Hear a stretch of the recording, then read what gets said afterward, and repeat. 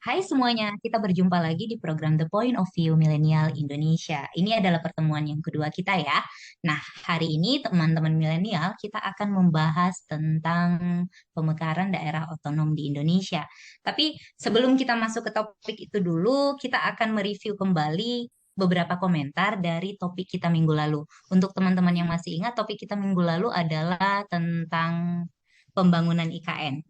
Kak, di konten kita minggu lalu ada beberapa komentar, tapi yang saya paling ingat itu mengenai tentang pertanyaan bahwa rakyat mana sih yang lapar? Nah, langsung saja biar kita nggak membuang waktu, kita mau mendengar nih pendapat Kayu Sadar mengenai Ya, pertanyaan atau saya nggak tahu itu apakah sifat julidnya netizen Indonesia, tapi pendapat Kayu Sadar sendiri gimana nih tentang ini? sebenarnya itu komentar yang tidak perlu ditanggapin ya. Karena itu kan udah tahu sendiri kita bahas IKN, kita bahas rakyat Indonesia, tapi malah nanya itu rakyat mana yang lapar. Karena kita bikin judulnya di situ itu kelaparan. Ya, dia nanya rakyat yang mana ya? Rakyat Indonesia, masa saya bilang rakyatnya Malaysia, masa saya bilang rakyatnya negara lain-lain.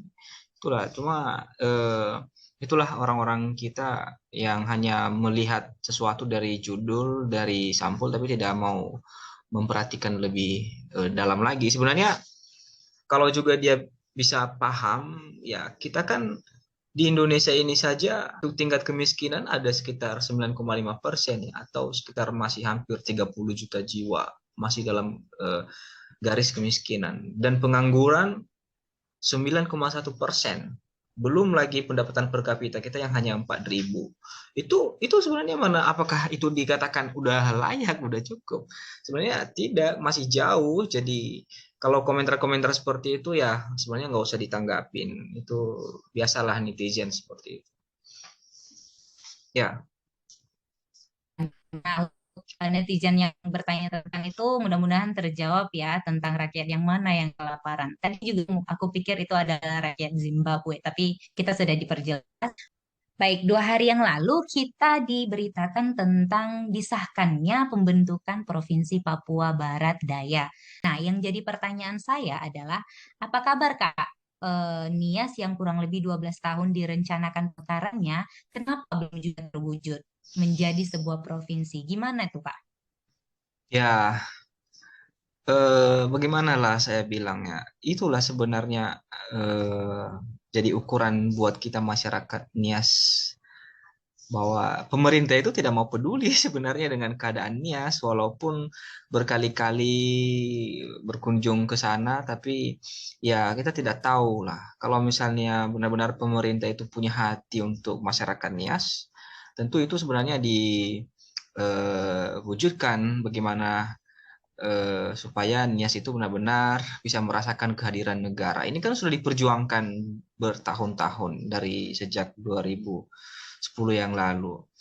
Nah, dan itu juga sudah memenuhi syarat sebenarnya, telah dilengkapi baik syarat administrasi dan kelengkapan-kelengkapan lainnya itu sudah diajukan, dan katanya Iya, menurut iya. Sempat kan di 2014, ya di 2014 dan sempat kan 2017 juga itu juga sudah lengkap hampir seharusnya, disahkan. hampir disahkan. Iya, iya. Tapi disitulah kita tahu bahwa memang pemerintah ini tidak punya hati, dan tidak ada yang mereka takutkan dengan Nias itu. Artinya nggak ada sesuatu yang mereka anggap penting, ini urgent Nias itu. Artinya biasa saja. Ya, itu ukuran sebenarnya bagi kita masyarakat Nias. Baik, Kak. Lalu apa sih kendala mengapa Nias tidak dimekarkan? Sebenarnya apa kesulitan yang menjadi penghambat kenapa Nias ini belum juga nih dimekarkan sampai sekarang? Ya, sebenarnya kalau bicara soal pemekaran Provinsi Nias ini perjuangan yang tidak bisa lepas dari pengaruh politik. Nah, sekarang pertanyaannya, elit-elit politik kita dari Nias bagaimana? mereka. Nah, kita tahu sendiri sebenarnya kita tidak punya kekurangan politisi dari Nias yang sebenarnya sudah ada di lingkungan Duduk di pemerintahan ya, Kak? ya di dalam sistem pemerintahan dari tahun 2014 itu, bahkan sebelum juga 2014, sejak 2010 ini perencanaan pemekaran ini direncanakan, sudah ada Pak Yasona Lawli itu dia anggota DPR RI dari dapil kita Polonias ya sampai tahun 2014 ya. Dan kemudian pada 2014 hingga 2019 dan juga hingga hari ini dia itu berada di posisi kementerian, artinya tidak ada jarak sebenarnya antara beliau dengan Presiden Joko Widodo. Ya mungkin dia di Menkumham, tapi sebenarnya apa yang salah sebenarnya? Tidak ada hambatan, dia sangat dekat dan sebenarnya bisa dibisikkan kenapa Nias ini tidak bisa diperjuangkan pemekaran provinsinya. Dan ada politisi-politisi lain kita sebenarnya selain Pak Yasona Lawli juga ya, tapi saya lihat semua dari PDIP, tetapi kita bisa melihat sekarang, kita bisa menilai sebagai masyarakat sejauh mana para politisi kita itu bisa bermanuver di tingkat atas kepada pemerintah. Di situ kita bisa melihat kompetisi mereka itu kuat nggak di sana. Mereka berani nggak bicara serius nggak? Atau mereka itu bisa didengar nggak? Atau tidak? Ya, disitulah kita lihat sebenarnya Tentang kita bisa menilai kepentingan daerahnya ya. ya kehebatan Sejauh para apa mereka politisi kita itu. memperjuangkan kepentingan Tapi daerah. saya lihat bukan tidak hebat ya. Jadi memang mereka punya kehebatan, tapi kehebatnya itu di bawah. Hebatnya itu di Pulau Nias itu bagaimana mereka bisa mempengaruhi orang-orang Nias memilih mereka. Mereka bisa punya trik-trik tertentu untuk bisa menang dan itulah kehebatan mereka. Itu kita harus akui. Mereka bisa merebut kekuasaan itu, mereka bisa berada di posisi itu, tetapi manuver mereka setelah di dalam, mereka tidak bisa artinya mereka tidak punya sumber daya yang cukup untuk bermanuver di situ. Artinya itulah buktinya, kenyataannya bahwa hari ini, 2 hari yang lalu, pemekaran provinsi Papua itu disahkan bersama DPRD dan Nias, ya tidak pernah diungkit lagi. Padahal itu sudah diperjuangkan dari tahun 2010. Itu bisa kita bayangkan. Nah, mereka sekarang menyalahkan Ketua Pemekaran Provinsi Kepulauan Nias ya. Mereka bilang oh Bapak itu Mayor Jenderal Jebua Christian ya kalau nggak salah. Jebua, betul. Iya, iya. Itu selalu disalahkan. Ini kenapa? Bagaimana perjuangannya? Nah, kan saya sudah bilang tadi, perjuangan pemekaran Provinsi Nias itu tidak bisa lepas dari perjuangan politik itu. Pak Christian tidak punya jabatan dalam politik, dalam sistem pemerintahan. Dia bukan orang yang Iya, berada di iya. dalam struktur pemerintahan saat ini. Dia benar-benar Dia, iya eh, benar. masyarakat Bertanggung biasa. jawab untuk pembentukan. Iya, Iya, iya. dan saya rasa semua sudah difasilitasi bagaimana melengkapi semua syarat administrasi, bagaimana mereka bisa menyampaikan permohonan ini kepada DPOD, DPD RI dan beberapa kali melakukan audiensi di DPR RI, juga telah beraudiensi dengan Mendagri Tito Karnavian pada tanggal 3 Desember 2019 yang lalu. Dan pada saat itu juga itu langsung ditindaklanjuti dengan kedatangan Tito Karnavian di Pulau Nias pada tanggal 12 Desembernya. Ketua Pemekaran Provinsinya sudah melakukan kemampuannya, sudah mengeluarkan seluruh kemampuan, tetapi untuk menggolkannya di pemerintah kan itu di situ perlu sebenarnya yang namanya kekuatan politik, karena dalam mengambil sebuah kebijakan itu yang benar-benar memiliki legitimasi. Nah, Pak Christian kan tidak punya legitimasi sampai di situ, bagaimana dia bisa melakukan penekanan terhadap pemerintah. Nah, ini tadi kembali sebenarnya kepada orang-orang kita Nias yang berada di pemerintahan untuk menggolkan itu, tetapi saya lihat ini tidak terlalu peduli. Ya, Oke, baik. Terima kasih, Kak. Lalu pertanyaan saya selanjutnya nih, sebagai pemuda Nia, saya penasaran. Apakah Kak Sadar sendiri dari versinya Kak Sadar memiliki optimisme bahwa dalam waktu dekat Nias bisa dijadikan sebuah provinsi? Kalau misalnya bisa, upaya apa nih yang kita lakukan? Kalaupun tidak bisa, kenapa? Apa selain daripada kekuatan politik, bisa nggak sih kita berpengaruh untuk pembentukan provinsi ini?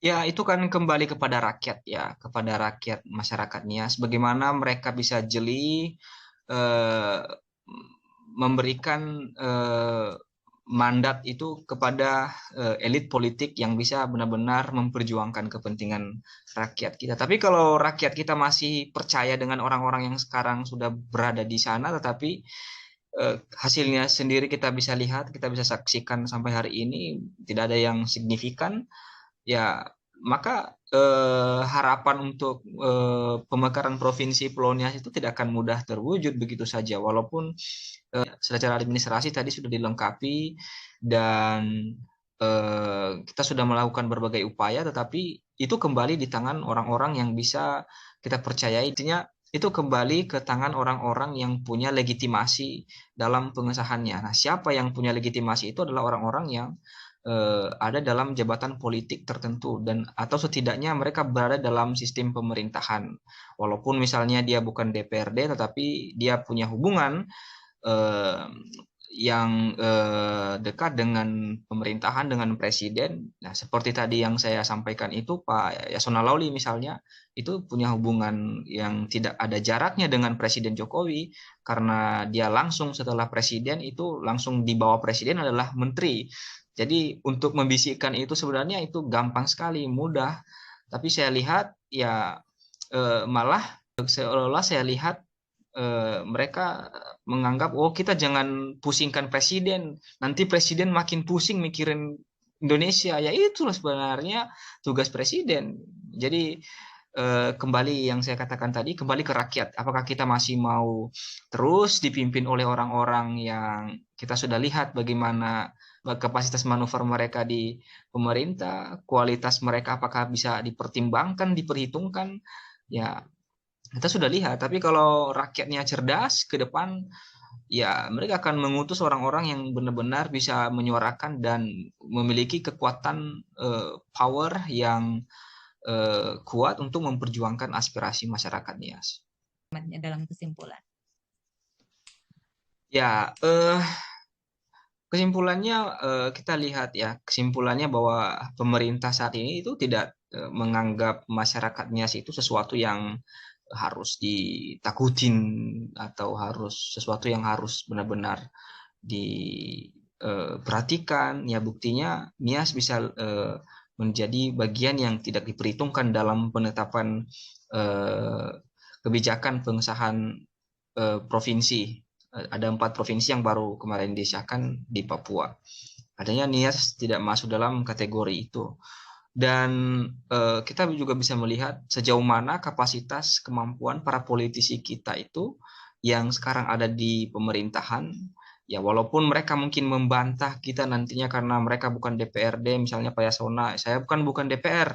Ya dia juga dulu pernah DPRD dari 2009 sampai 2014 itu. Jadi sedangkan perjuangan ini sudah diawali sejak tahun 2010 yang lalu. Dia pernah jadi DPR saat itu, tapi juga tetap tidak bisa dipertahankan. Justru pada saat itu dia tidak bisa membuktikan bahwa dia memang benar-benar punya power untuk memperjuangkan Provinsi Kepulauan Nias. Lalu setelah berakhir masa jabatan tahun 2014 dan menjadi menteri dan tidak ada jarak lagi dengan presiden, harusnya peluang itu untuk dimanfaatkan. Jadi kesimpulannya kembali kepada rakyat.